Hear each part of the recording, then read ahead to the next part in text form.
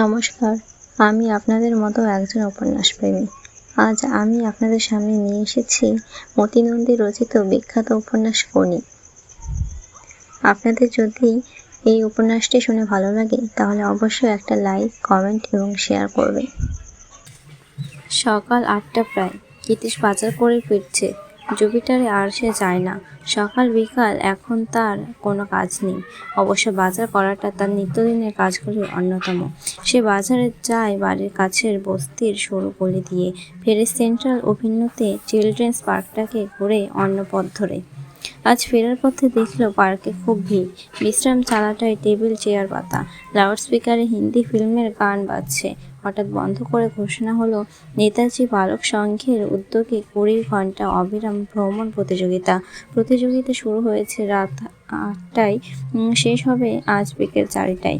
লাউডস্পিকারে অন্য একটা চাপা গলা শোনা গেল, এই শালা, 4টায় কি কথা বল, 4 ঘটিকায়। অ্যানাউন্স করতে হলে শুদ্ধ করে বলতে হয়, যা লেখা আছে তাই তো পড়ছি, দে আমাকে মাইক দে। এরপর অন্য এক কণ্ঠে শোনা গেল, প্রতিযোগিতা শুরু হয়েছে কল্ল রাত্রে 8 ঘটিকায়। উদ্বোধন করেন অতীত দিনের খ্যাতিকীর্তি ফুটবল খেলোয়াড় শ্রীকৃষ্ণপ্রসাদ মাইতি। প্রতিযোগিতা সমাপ্ত হইবে অদ্য বৈকাল 4 ঘটিকায়। পুরস্কার বিতরণ করিবেন শ্রদ্ধেয় জননেতা ও আমাদের সংঘের প্রধান পৃষ্ঠপোষক শ্রী বিষ্ণুচরণ ধর মহাশয়। প্রতিযোগিতায় নেমেছিল 22 জন প্রতিযোগী, 8 জন অবসর নিয়েছে ইতিমধ্যে। ক্ষিতীশের চোখ হঠাৎ আটকে গেছে কঞ্চির মতো লম্বা নিকষ কালো একটি চেহারাতে। গোলাকৃতি পার্কটাকে ঘিরে রেলিং, তার থেকে 6 হাত ভিতরে সিমেন্টের পথটা বের হয়েছে মধ্যস্থলের ঘাসের জমিকে। প্রতিযোগীরা পথ ধরে হাঁটছে ক্লান্ত মন্থরগতিতে। অধিকাংশেরই বয়স 16 থেকে 17। বৈশাখের ভয়ঙ্কর রোদ মাথায় নিয়ে তপ্ত সিমেন্টের ওপর ওদের সারা দুপুর হাঁটতে হবে। পরনে ঢিলে ফুল প্যান্ট, ঢলঢলে বুশ শার্ট, পায়ে হাওয়ায় চটি। চুলটা ছেলেদের মতো হলেও ঘাড়ের কিনারে পৌঁছে গেছে। রাস্তার মাঝ থেকে ক্ষিতীশ রেলিংয়ের ধারে সরে এলো। ক্ষিতীশের চোখ অনুসরণ করতে লাগলো শুধু একজনকে।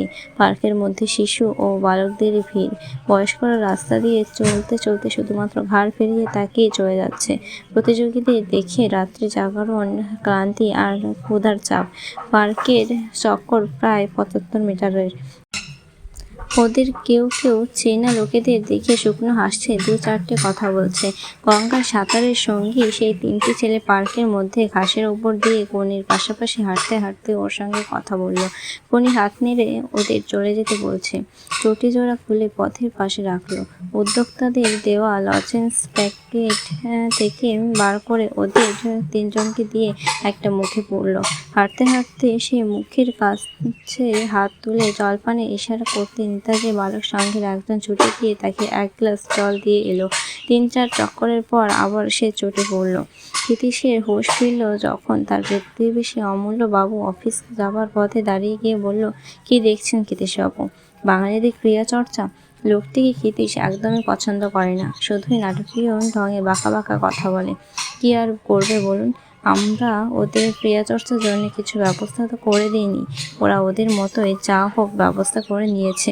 কথায় কথা বাড়ে, তাই ক্ষিতীশ আর না দাঁড়িয়ে বাড়ি মুখ হলো। সদর দরজা তালাবদ্ধ। লীলাবতী বেরিয়েছে। অবশ্য দ্বিতীয় চাবি ক্ষিতীশের কাছে আছে। ঘড়ি দেখে সে জিভ কাটল। প্রায় 50 মিনিট দেরি হয়েছে। অর্থাৎ লীলাবতী এতই রেগেছে যে রান্না না চাপিয়ে বেরিয়ে গেছে। ক্ষিতীশ রান্নার উদ্যোগ শুরু করলো। আনাজ করতে বসে বারবার তার ইচ্ছে করলো পার্কে গিয়ে কনিকে দেখতে। এই দ্বিতীয়বার সে ওকে দেখলে। অবিরাম হাঁটা ব্যাপারটা সে একদমই পছন্দ করে না। এতে বুদ্ধির দরকার হয় না, আর বলদের মতো শুধু পাক খাওয়া। স্পিড দরকার হয় না, পেশির জোর লাগে না, পাল্লা দিতে হয় না আর একটা মানুষের সঙ্গে। একে স্পোর্ট বলতে ক্ষিতীশের ভীষণ আপত্তি। একবার সে গোল দেখিতে চিৎকার করে তার আপত্তিটা জানিয়েছিল 90 ঘন্টা সাঁতার কেটে বিশ্ব রেকর্ড লাভে প্রয়াসী এক সাঁতারুকে। ওরে বুদ্ধ, এখনও যে একটা অলিম্পিক মেডেল সাঁতার কেটে আমরা পাইনি, আর ওসব বুঝরুকি দেখিয়ে রেকর্ড করে তুই কি দেশের মান বাড়াবি? ক্ষিতীশকে জনাচারেক লোক চেনা লোক টেনে ছড়িয়ে না দিলে হয়তো সে তখনই জলে ঝাঁপিয়ে সম্ভাব্য বিশ্ব রেকর্ডটিকে তছনছ করে দিত। তবে সে এইটুকু মাত্র মানে এইসব অবিরাম ব্যাপারগুলোর মধ্যে দিয়ে কার কেমন সহ্যশীলতা, কেমন একগুঁয়েমি সেটা বোঝা যায়। কিন্তু কী লাভ তাতে হয় যদি না সুশৃঙ্খল ট্রেনিং আর টেকনিকের মারফত সেগুলোকে বড় কাজে লাগানো হয়? অপচয়। ক্ষিতীশ এইসব অপচয় দেখে বিরক্তি বোধ করে, খুব বিরক্ত বোধ করে।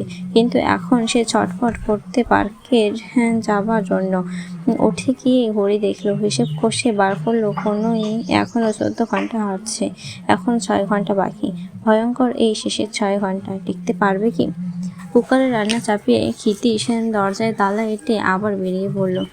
পার্কে দর্শকদের সংখ্যা ক্ষীণ, গাছের ছায়ায় কিছু আর বিশ্রাম চালায় উদ্যোক্তারা। কনি হাঁটছে, মাথায় ছেঁড়া বেতের টুপি। ক্ষিতীশ গুনে দেখল ওরা 13 জন। একজন বসে গেছে। পার্কে ঢুকে সে একটা গাছের ছায়ায় দাঁড়ালো। কনি যখন সামনে দিয়ে হেঁটে যাচ্ছে তখন সে তীক্ষ্ণ দৃষ্টিতে তাকাচ্ছে। কনির গাল বেয়ে ঘাম গড়িয়ে চিবুক চোখ দুটি বসে গেছে, গালের উঁচু হাড় দুটো আরও উঁচু, ঠোঁটের চামড়া শুকনো। কিন্তু মাথাটা তুলে যেভাবে পাতলা দেহটাকে সে এগিয়ে নিয়ে যাচ্ছে তাইতে ক্ষিতীশের মনে হলো আকাশ থেকে আগুন ঝরলেও কনির চলা থামবে না। কেন মনে হলো? ক্ষিতীশ তা ব্যাখ্যা করতে পারবে না।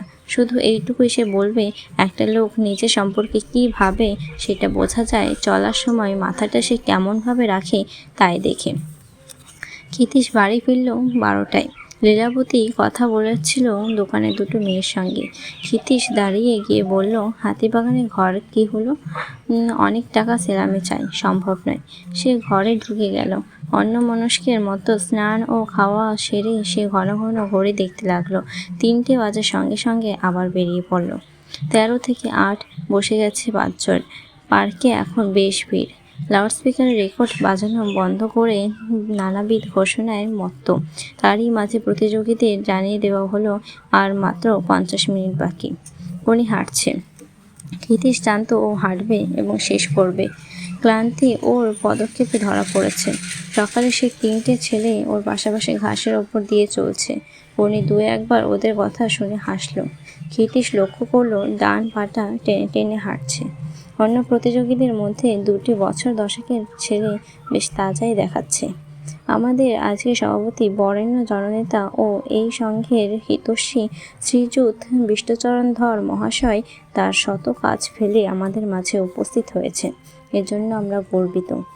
ক্ষিতীশ লাউডস্পিকার থেকে কান সরিয়ে চোখ পাঠালো চালার নিচে।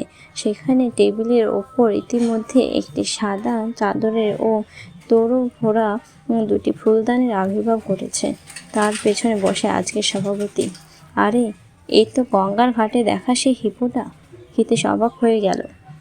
আর 20 মিনিট বাকি প্রতিযোগিতা শেষ হতে, তারপরেই পুরস্কার বিতরণ অনুষ্ঠান। লাউডস্পিকারে ফিসফাস আলোচনা শোনা গেল। বলতে ভুল হয়ে গেছে, পুরস্কার বিতরণের আগে সভাপতি মহাশয় তার ভাষণ দেবেন। 8 জনেই শেষ করলো প্রতিযোগিতা। পার্কে হাজির হলো 100 শিশু, বালক ও বয়স্ক ভিড় করে দাঁড়ালো চালার সামনে। ক্ষিতীশ এগিয়ে গেল। তার চোখ খুঁজতে খুঁজতে কনিকে পেল। সিমেন্টের সিঁড়ির ধাপে বসে পা ছড়িয়ে 2 হাতে টিপছে ডান উরু। ওরে বাবা, আর আমি হাঁটার রেস নামছি না। দূর দূর, ফার্স্ট সেকেন্ড থার্ড নেই। তোকে তো পই পই বলেছিলাম নাম দিস না। আমি আর ভাদু একবার নেমেই টের পেয়ে গেছিলাম। বোকাস ব্যাপার। কান্তি যে বলেছিল লোকেরা এসে পিন দিয়ে টাকা আটকে দেয় জামাই, কই দিল না তো। এসব ছোটোখাটো কম্পিটিশনে দেয় না। তোকে বলেছে। কোনি যদি ফ্রক পরে নামতো দেখতিস, অন্তত 20-25 পেয়ে যেত। প্যান্ট শার্ট পরলে তো ওকে ছেলে দেখায়, ঘোড়ার ডিম দিত। এখানকার লোকেরা কঞ্জুস। না রে, ঠিকই বলেছে ভাদুটা, আমাকে প্যান্ট পরলে ছেলেদের মধ্যেও তো দেখায়। এই দেখ তো চন্দু, প্রাইজ কি দেব? পুরো একদিন বাড়ির বাইরে, মা মেরে ফেলবে যদি কিছু হাতে করে না নিয়ে যায়। লাউডস্পিকারে আনুষ্ঠানিক ঘোষণাগুলি শেষ হয়েছে। সভাপতি বিষ্ণুধর বক্তৃতা দিতে শুরু করেছে। ক্ষিতীশ হাত 5 দূরে দাঁড়িয়ে কনিদের কথাবার্তা শুনছিল। এবার সে এগিয়ে এসে বলল, তুমি সাঁতার শিখবে? মুখটা তুলল সে।